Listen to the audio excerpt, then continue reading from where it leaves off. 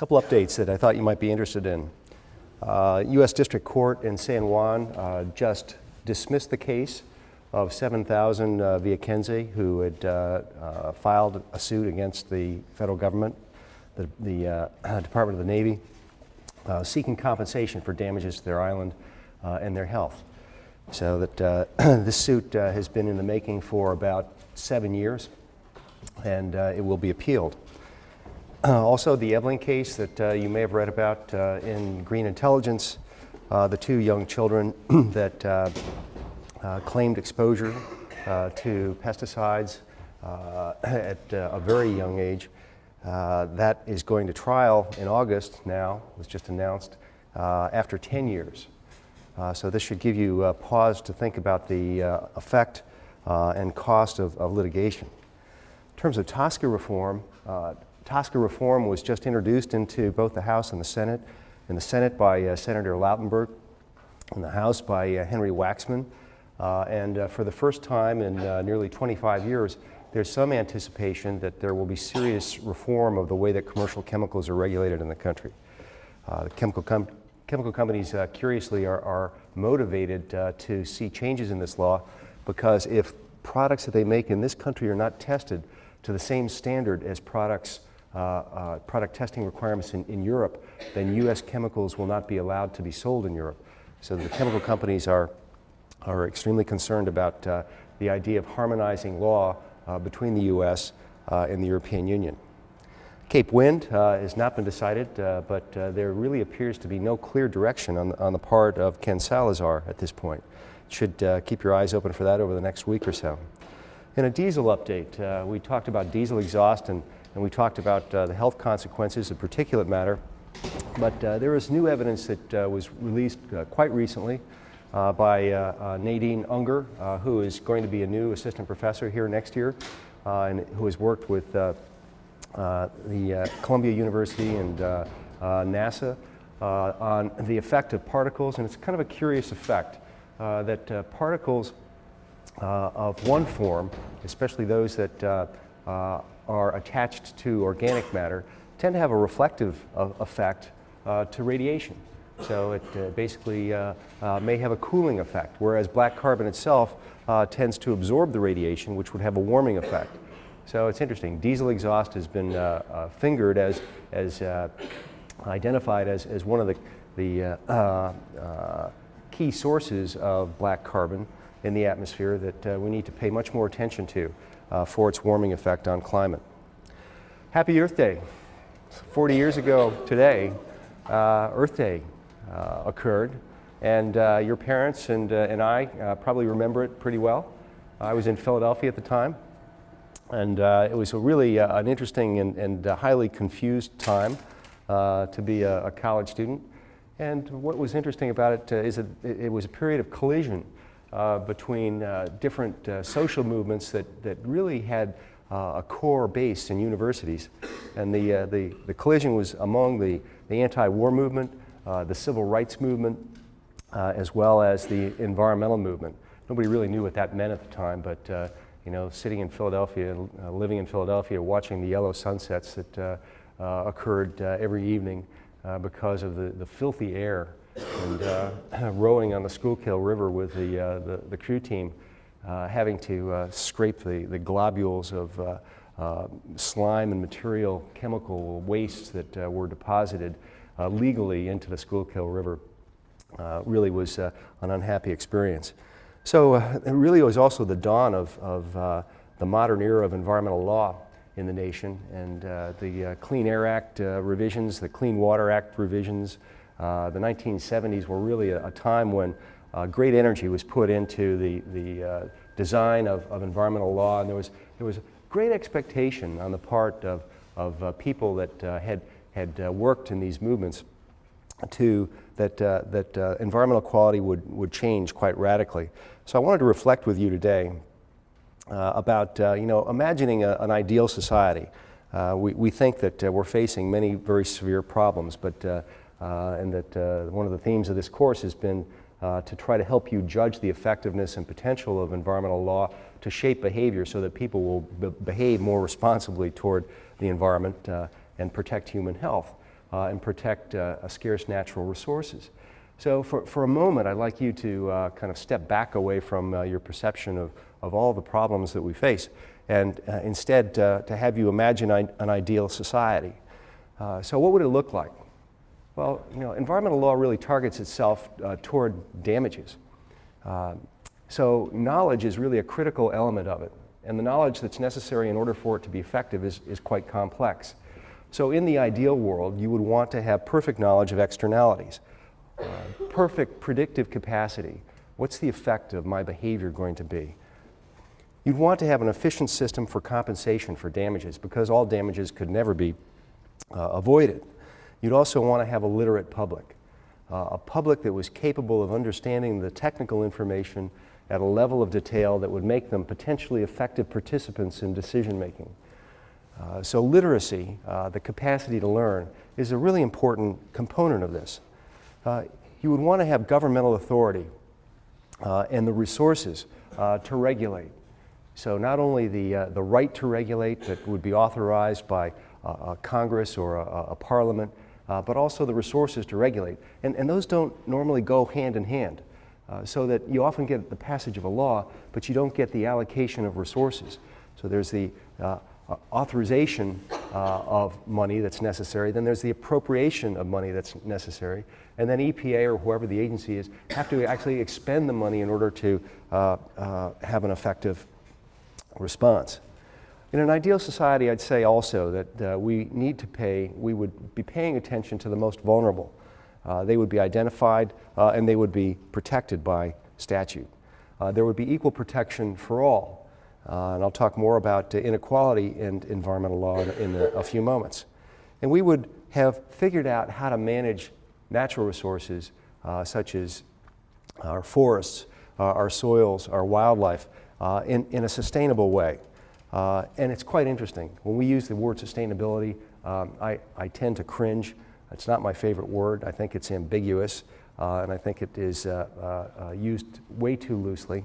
But where it seems to be clearest and have provided a model for effective law has been with respect to managing resources such as forests, fisheries, where you can monitor a population, you can monitor its rate of growth, its reproductive success, so that thinking about sustainable management of natural resources has been, in some instances, a success story.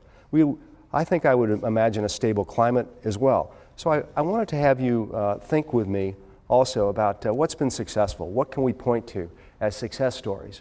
And I think that a number of the cases, I chose the cases quite deliberately for this course, and a number of them demonstrate the potential of law to control behavior, to achieve some of these objectives. And I think clearly the wilderness protection system and the national park system that we have in the United States really is the envy of many nations in the world. So that we have effectively set aside lands and we've offered, we've restricted human access and certain behaviors and extraction rights in these areas. And that really has been quite a successful policy. Our national seashores, I think, represent a really far-sighted approach that were meant to provide recreational opportunities in the coastal zone.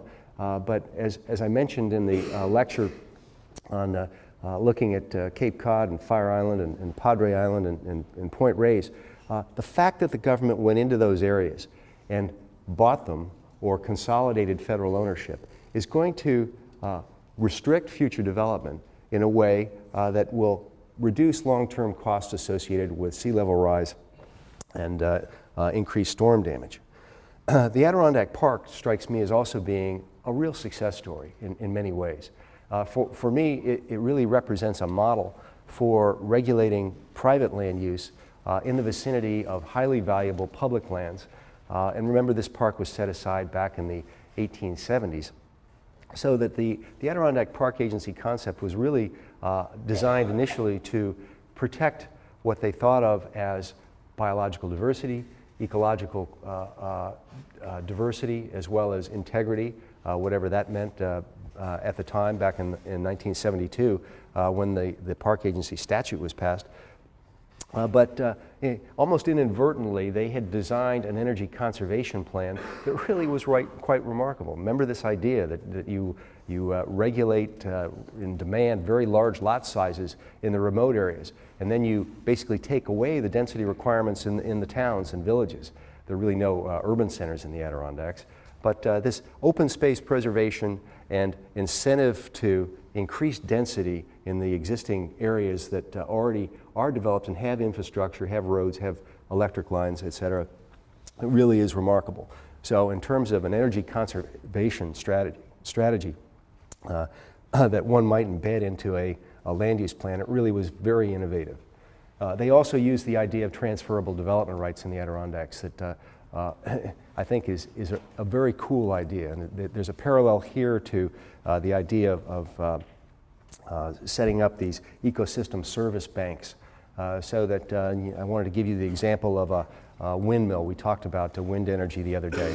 I wanted to give you the idea that supposing you had property next to a windmill and you thought that you were being adversely affected by that. Is there a way that you might be compensated that would prevent you from litigating, that might make you more accepting of the windmill?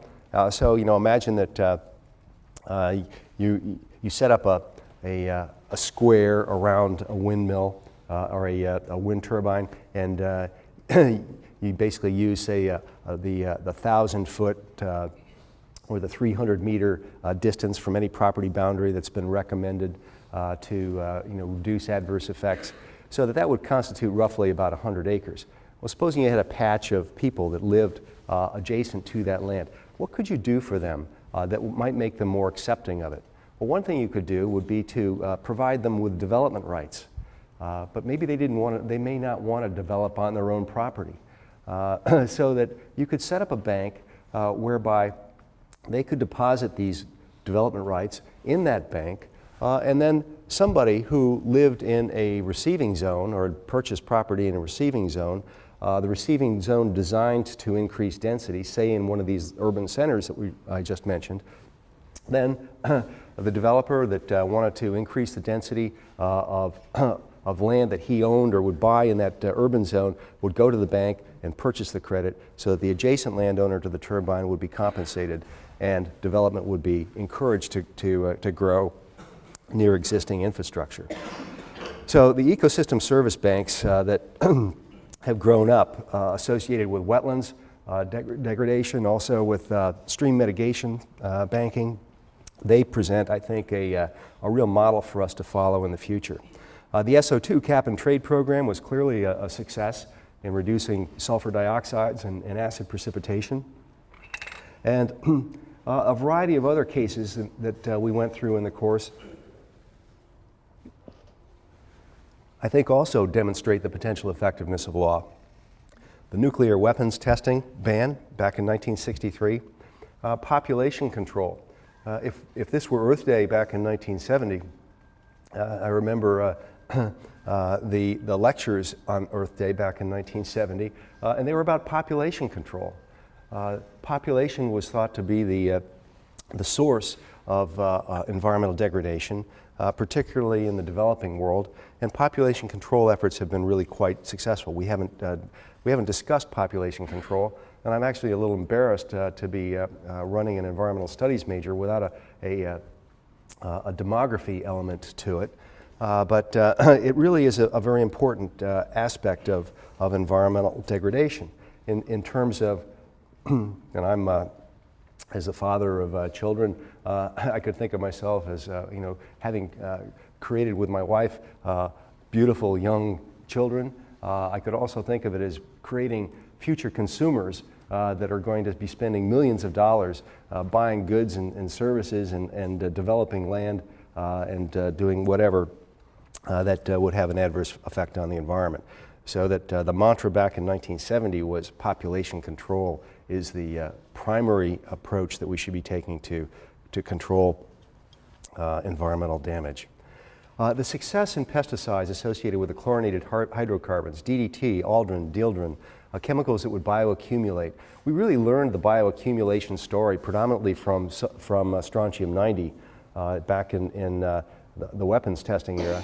But then it was repeated in the 1960s and 1970s, and these compounds were successfully phased out. It was one of the first objectives of William Ruckelshaus when he became the first administrator to the Environmental Protection Agency. And you can see in the graphs the steady decline in concentrations, not just in birds, but in fish and in other wildlife, as well as in human tissues. A great success story. And that also was modeled in the history of lead. And as lead was taken out of gasoline, as lead was taken out of paint, you can see the concentrations declining in the nation's children and in other nations where lead was removed. It's really a very striking success story. Chlorinated fluorocarbons known to adversely affect the stratospheric ozone layer were removed from aerosols. PCBs were removed from transmission tower coolers and other electronics. They also had built up in bioaccumulated in wildlife as well as human tissues. The prevention of use of asbestos as a building material are tobacco regulations. We have one of the lowest adoption rates now that than has existed at any other point previous in the 20th century. And food safety. You may think of food safety as kind of an odd topic, but you know, in low-income parts of the world, food safety is a major source of illness. And even in this country, the estimate by the Centers for Disease Control of the number of illnesses per year experienced by contaminated food is 76 million. That's an enormous issue. It has to do with the availability of water and the control of microbes and the way that food is handled and washed and stored, as well as how it's cooked. The organic food movement has been successful. It's as I mentioned earlier, the most rapidly growing sector in the food industry. And drinking water quality. Poor drinking water quality in low-income parts of the world is a major killer. The World Health Organization estimates that well more than 1 million children die from contaminated water each year. We also suffer much less from respiratory infections. So, forgive me as the computer, for some reason, is running through each one very slowly.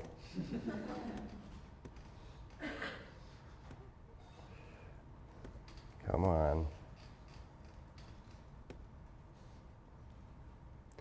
So, in contrast to where laws work well, where has it not worked well? I think fossil fuel policy has been disastrous, especially the kinds of subsidies that we've allowed the industry to receive. And I mentioned that simply the absence of investment in public transit and the enormity of the public investment in highway development and highway maintenance. Our renewable energy policy has also been a disaster. And despite the improvements and the increase in funding that's going into renewable energy, it's nowhere near sufficient in order to increase the proportion of renewable energy that is necessary to deal with the CO2 problem that we face. Personal consumption. Individual consumption, individual purchasing is going up, as are the number of people in the country. We're at about 310 million people. We're projected to go to 350 in about the next 40 years, and perhaps reach 400 million people in the nation. So you multiply consumption of each individual times that scale. You know, that we're sitting in a nation now where we have roughly 250 million automobiles, and we're likely to see that rise quite substantially. So that people have fled to the suburbs. Now they can't sell the property in the suburbs, even if they wanted to live in an urban area, because of the declining land value. Parks and protected areas are not being created any longer, so that the rate of adoption of parks and protected areas, even though I just claimed that they were a great success where they were created, the rate of establishing parks and protected areas has fallen off quite dramatically since that time. The Park Service's land acquisition efforts have declined. Biological diversity loss is also increasing as a function of habitat loss, as a function of chemical applications, pesticide applications. Marine species exploitation is increasing. The rate of extinction is increasing in the world's oceans, driven in part by changing water quality in the coastal zone, but driven also by unregulated fishing, particularly beyond the 200-mile limit. The indoor as opposed to, or the outdoor as opposed to indoor focus of the Environmental Protection Agency has been a serious problem. If you gave me a sample of your blood, of your urine, of your hair, and we went down to CDC and had it tested, we would find a variety of chemicals that come from the built environment. So that the absence of attention to where we spend our time, which is indoors, is important.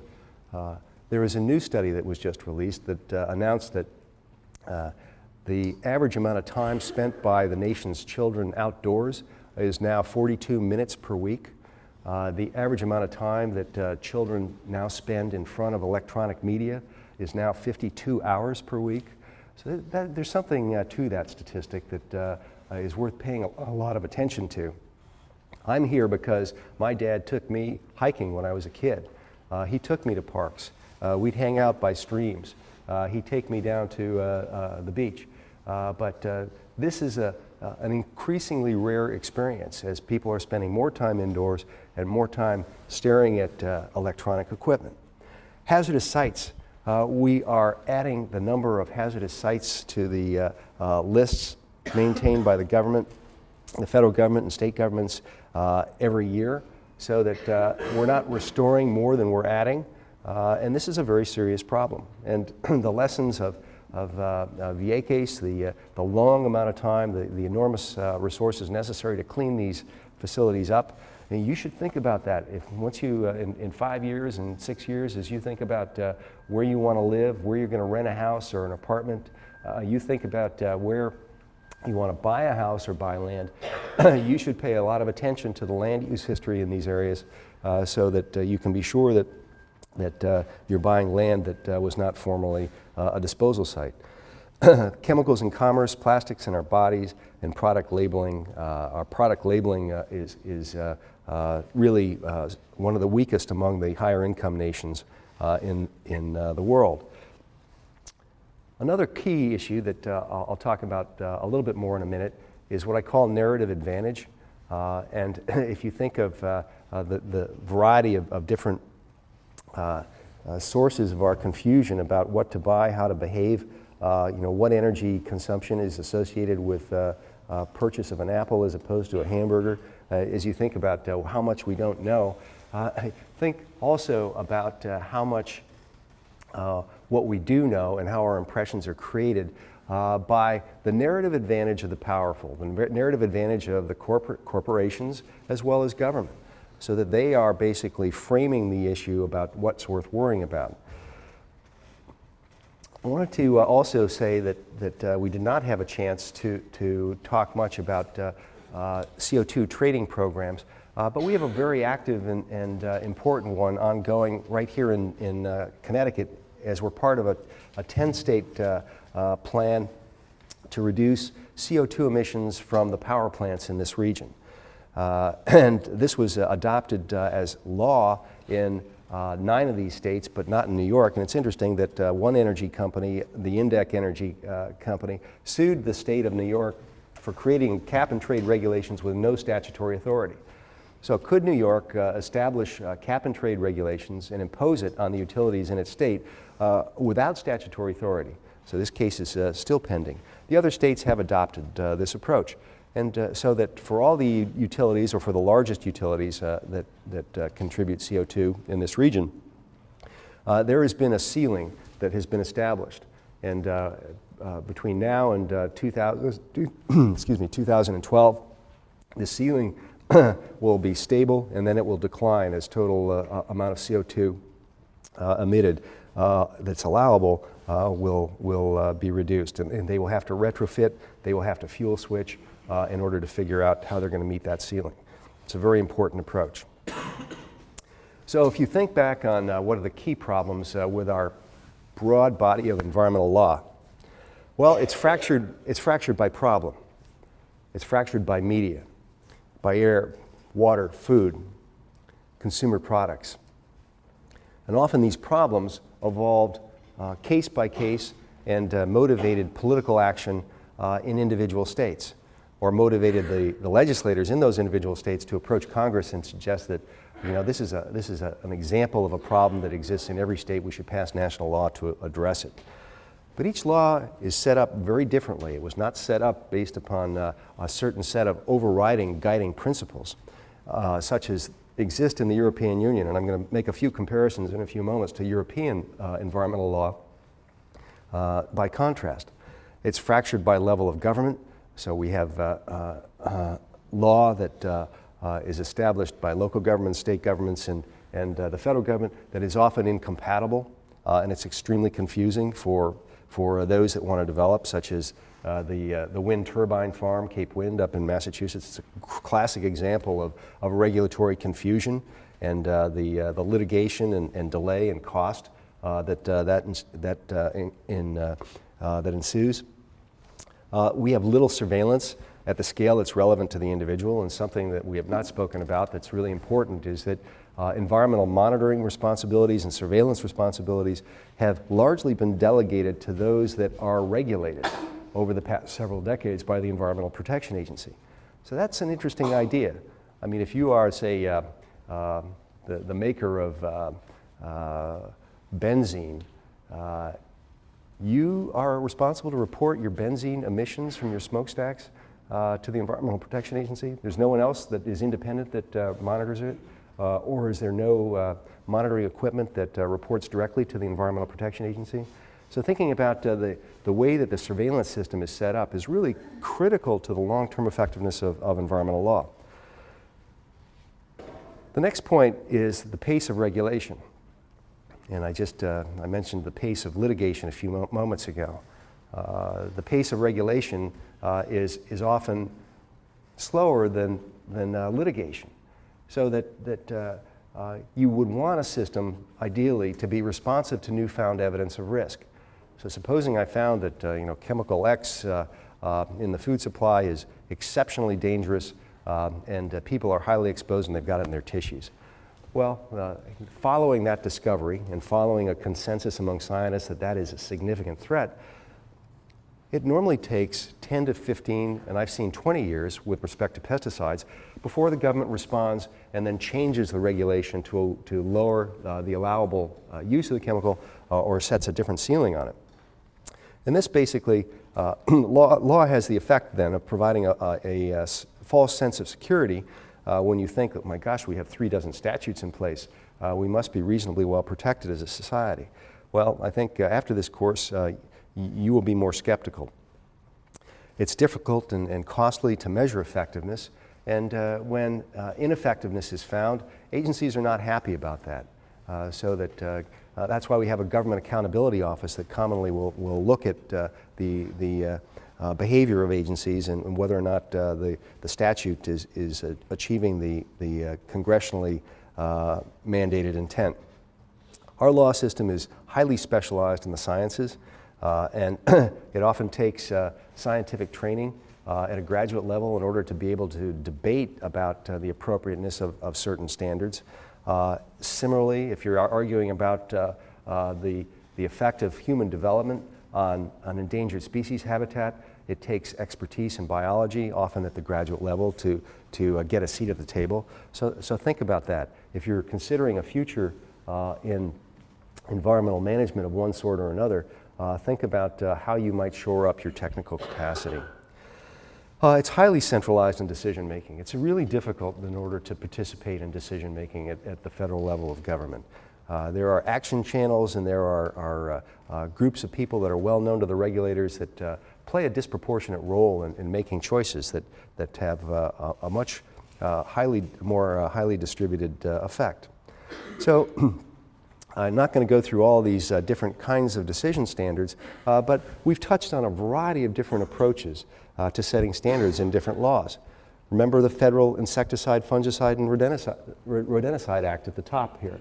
It was a risk-benefit balancing law. Think about the Food, Drug, and Cosmetic Act as it applies to drugs.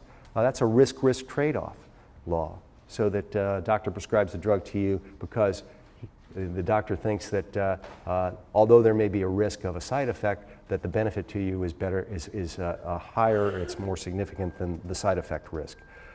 Cost-benefit analysis is another form of decision-making analysis that is often demanded in environmental law. Risk ceilings, acceptable risk levels. I've seen acceptable risk levels for cancer causing agents in the environment that vary between 1 excess cancer is allowable per 1,000 people exposed, as opposed to a standard that would allow, a California standard, 1 excess risk in 1 million people exposed. And I've seen other proposals for 1 in 10 million, so that the idea of acceptable risk is quite variable. And it can have an enormous effect on the allowable concentration of a compound out there in the environment. The sustainable yield definition. There's the Multiple Use and Sustainable Yield Act that applies to the U.S. Forest Service. And this is a really interesting idea as well, but it's technical, so that one would have to look at a national forest and figure out how much timber it normally produces, how much could be harvested without adversely affecting the sustained yield at that level. So being able to identify the sustained yield and to develop an understanding of how you go into an area and you get the timber out without depleting the soil resources, say of organic matter, water holding capacity, that's a technical issue. Density restrictions, land use segregation, disclosure and transparency requirements, certification requirements inside the Food Production Act, the reasonable certainty of no harm standard in the Food Quality Protection Act is the most rigid health protective standard that we've got in the United States. It's as health protective as any statute also in the European Union. And also technological feasibility. So what's feasible now as opposed to technology forcing standards that would demand that industry, say, lower their auto emissions down to a level that's not possible now, but you give them a ceiling and say that you've got 5 years to reach that reduced ceiling. Restricting false claims of benefit or demanding expression of risk. So product labeling and then restoration standards that exist inside the Resource Conservation and Recovery Act and the Superfund law. So that there are different forms of standards, different decision-making criteria and analyses across these laws. I wanted to compare for just a couple of minutes some key principles of law. So I just said that U.S. law has evolved incrementally in a patchwork quilt fashion with a variety of these different standards that were in the last slide. How about European law? Well, European law evolved based upon a collection of principles that are not embedded in all of our laws. So we have no law in our country that basically forces the statute to comply with principles such as exist in the EU law. One is a high level of protection is demanded, but not the highest. And this would force the definition of what high means, and it has, and it's produced litigation. The precautionary principle, that despite uncertainty in the effect of timber harvesting on an endangered species habitat or of a chemical on human health, despite the uncertainty, it is a better idea to be precautionary, to set a standard that would be protective. And this is quite similar to another principle that they call the prevention principle, that prevention is better than the cure. And they also have the source principle, that a problem should be managed at its source rather than down the road. So, you know, if you have a nasty pesticide, are you going to manage that pesticide by allowing farmers to use it and then going out and monitoring its presence in the water supply or in the foods that you eat? That's managing at the downstream level as opposed to at the source. So nip it in the bud. If it's a really dangerous chemical, prohibit it or don't allow it to be used under certain circumstances. The polluter pays principle that dictates that polluters are financially responsible for the pollution that they emit from their smokestacks, from their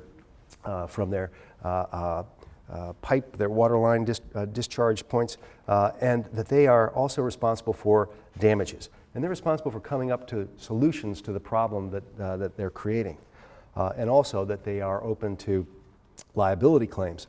And finally, the safeguard principle.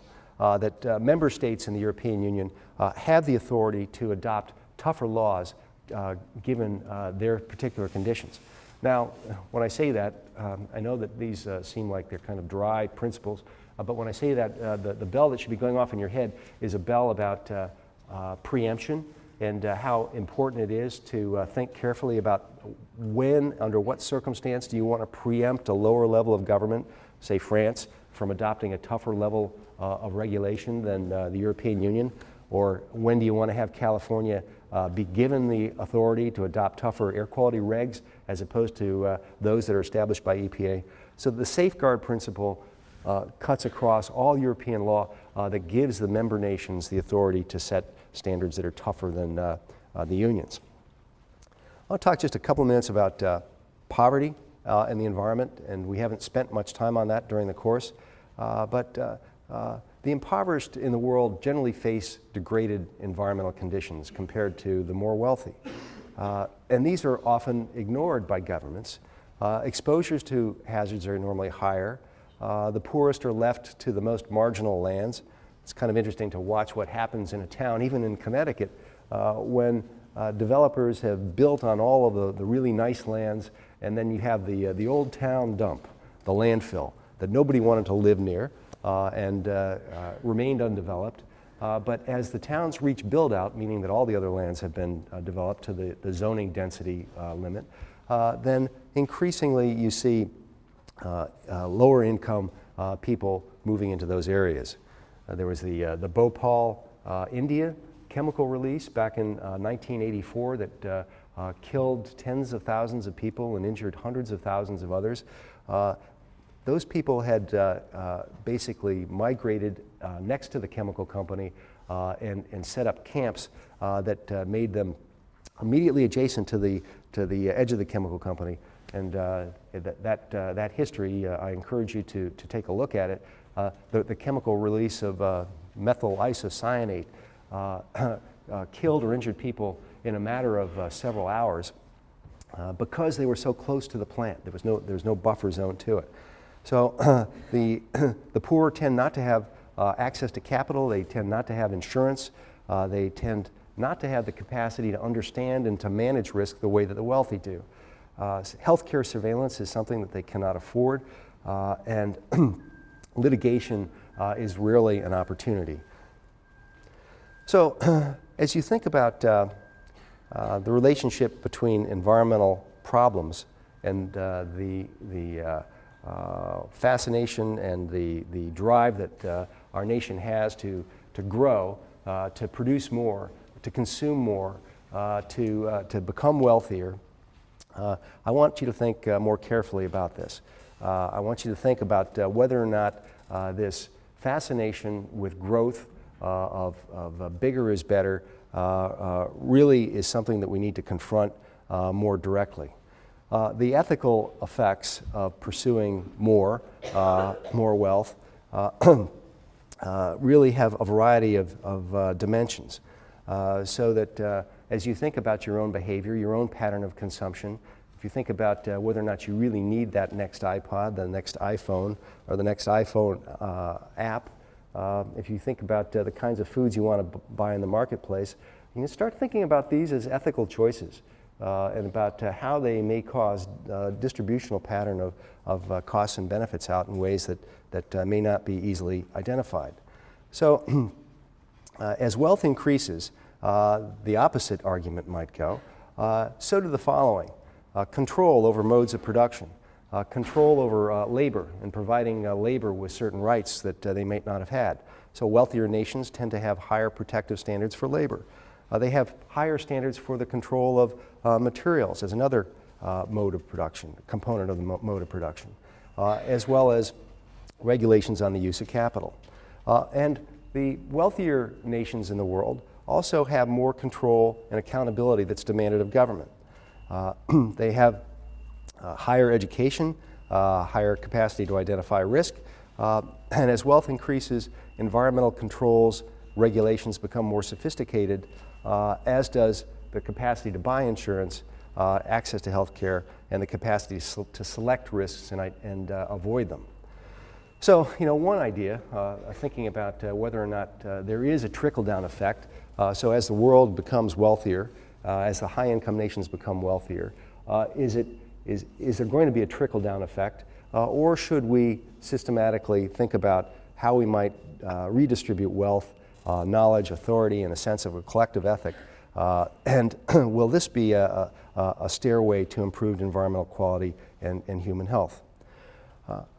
I wanted to just mention, too, and emphasize this idea once more of narrative advantage and how critical it is given the scale of money that's being put into advertising.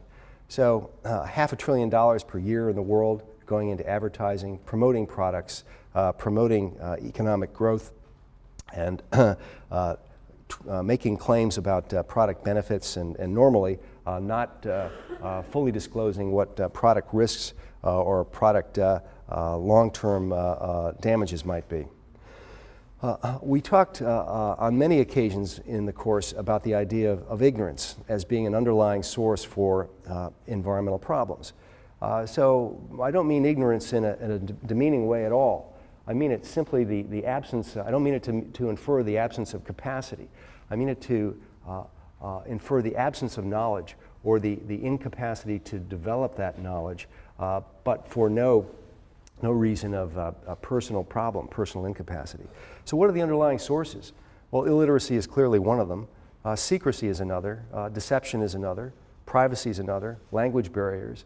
But I'm increasingly fascinated by the idea that legal control of knowledge in the form of trade secrecy and classified information are really critical targets that we need to manage more effectively in order to create a literate society that might be able to participate in markets as well as in government decision making in ways that will lead us to a more health protective, environmentally responsible future. So secrecy has a very insidious and negative effect, and we've seen it in a variety of cases. It concentrates knowledge among those with authority and power. It actually is a form of social control. So if I have knowledge and I withhold it for you because it basically will prevent you from being able to compete with me, then that basically is a form of its authority, its power for me to be able to control you. Secrecy inhibits public intelligence, and it enhances the persuasive power of elites, again providing narrative advantage. Throughout the course, across all these cases, I have mentioned the importance of looking at distributional effects and avoiding what I call here the veil of averages. If you allow yourself to be convinced of arguments based upon statistical claims of the effect on average is going to be X, or even the benefits on average are going to be Y, then you should not do that. You should think much more carefully and deeply about distributional patterns in society. How is risk distributed? How are benefits distributed? Is there an overlap among the risks and the benefits? Do we want to structure law in a way that encourages that to be transparent and overlapped? So I'm going to close here, and I'm going to just take a little bit of license, and I apologize for this because you may think of me as being paternal, but this class represents, I believe, a class where I've now taught about 2,500 Yale students, and this has given me a perspective on success of my students as I watch them down the road, what careers they take, how they come back and want recommendations, but also want to let me know that they're taking some ideas into their future. So, what advice could I give you? Well, I would encourage you to think really carefully about what drives you morally. What are your dominant moral values? And I've got kids your age. And I say that to them. Give me your top 5 dominant moral values. And learn to understand how those values might guide your behaviors. And in my life, I've often concluded that, boy, if I just listened to that inner voice that would have told me what the right thing to do was, then it would have been a better decision. So learn to trust your instincts about what's really important in your life. It's not just about getting richer. Learn yourself and then teach others.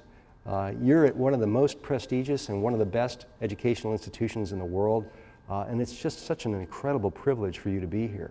But I think now about it, the educational experience that you're getting, not in my course, but in better courses, as a privilege, as something that really you have an obligation to carry on, to expand the knowledge of other people. Lead by example. Don't just tell people what to do. People see you being focused and disciplined and taking on the toughest and meanest and nastiest and dirtiest jobs. They're going to respect that and they're going to follow you. So focus and discipline is really a key to success. I would encourage you to reduce your access to your reliance on electronic media. I see students walking down the road, holding their cell phones in front of them, no conversations at all. I mean, the value of conversation is enormous compared to the value of communication via electronic media. Body language, understanding how emotion and rationality are mixed up in language. You don't get that from Twitter. You don't get that from emailing people. So I'd encourage you to think carefully about the amount of time that you spend your life in that way.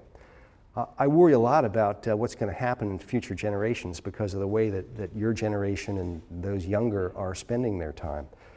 Not going out and not experiencing the wild, not experiencing the natural. I mean, I can't imagine that people would have the passion to care about the wild and the natural, or the pure, the chemical-free, if they had not experienced it themselves.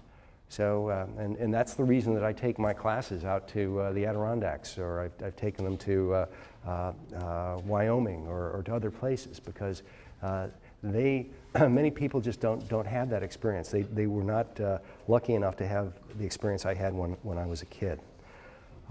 Consume what you need. Think really carefully about what you need, and how much space do you need?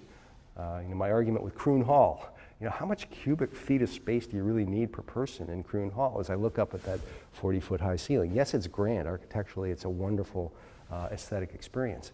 But in the new age of being concerned about energy consumption and renewables, is that a luxury that we can really afford? Know what you're consuming. If anything, you should walk away from this course being skeptical about this issue. It's hard to do. What's in your environment? What do you need to protect yourself against? Drive less, self-propel yourself more. It's not only good for the climate, it's great for your health. Remember the design of that Centers for Disease Control building, specifically designed with that staircase that is beautiful. Beautiful staircase with light glass panes going up the side of the stairwell that encourages everybody to get to their office up on the 7th or 8th floor by walking up the steps, as opposed to taking the elevator that's in the back of the building. Become politically active regardless of your party. Show up.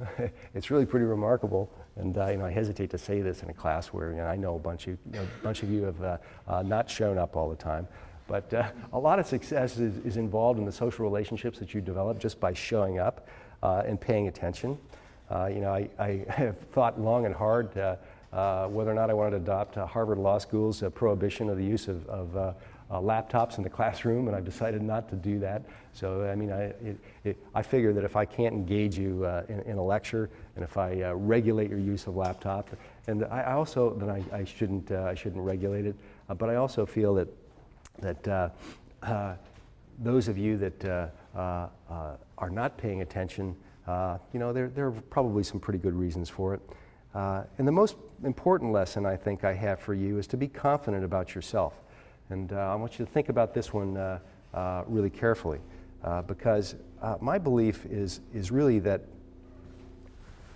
you wouldn't be here at Yale if you did not have the capacity to change the world. And you know how many Yale leaders have had an enormous influence in corporations, in government, in the nonprofit community. So that capacity it's an enormous gift. And I'll leave you with one final reflection. is that you may think it's really hard to induce change in the world, but it's not. It's really not. You know, if you demonstrate your passion, you develop the knowledge, you develop a coalition, you can make change at any level of government. So be confident about yourself and go in peace. So thank you very much for a great term.